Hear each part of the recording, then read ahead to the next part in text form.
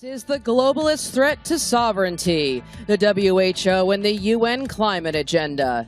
Please welcome author of Winning Space, How America Remains a Superpower, Brandon Weichert. Executive. Well, and building off those excellent remarks, I think that the self-described progressives really should be called what they are, which is Marxists or communists. Yep. Amen. And the key to understanding the Marxist cabal's threat to America is through their organizational capability. If you take a small cadre of people and you give them superior organizational abilities with a shared goal, they will be able to defeat a larger group that's not disciplined. This is why this group is so important here, because you are forming the organizational backbone of our movement.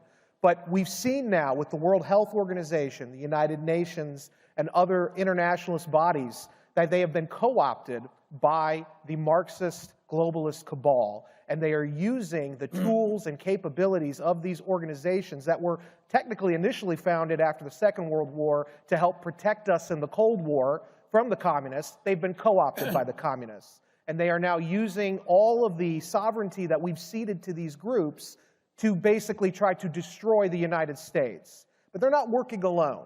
And we saw this during 2020 when the pandemic that was released from Wuhan came out. And basically, the World Health Organization went from being a pandemic response group to becoming a apologist for Xi Jinping's China.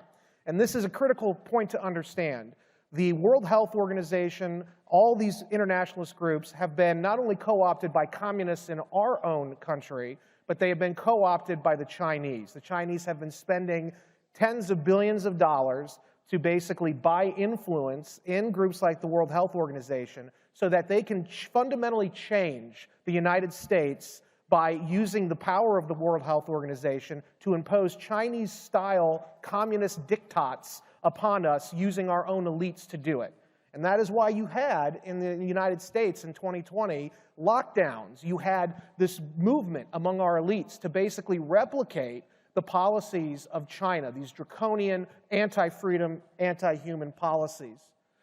Right now, they are currently attempting to pass through the Global Pandemic Treaty, which, if they can get that through, it will give the World Health Organization stunning amount of power to completely eradicate our freedoms here in the United States.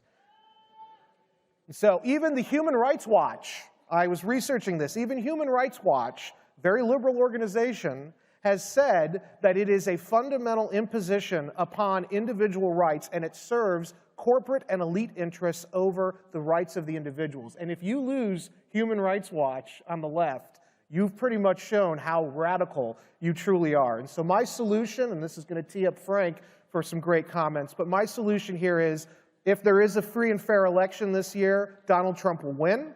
And if Donald Trump wins, I would beg him to please pull us out of the World Health Organization.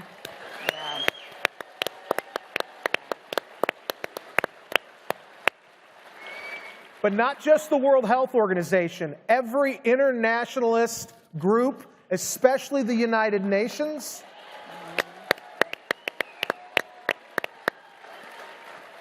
and to bring back America's sovereignty so that we, the people, can do what's in our best interest, not the interests of the global communist conspiracy. Thank you.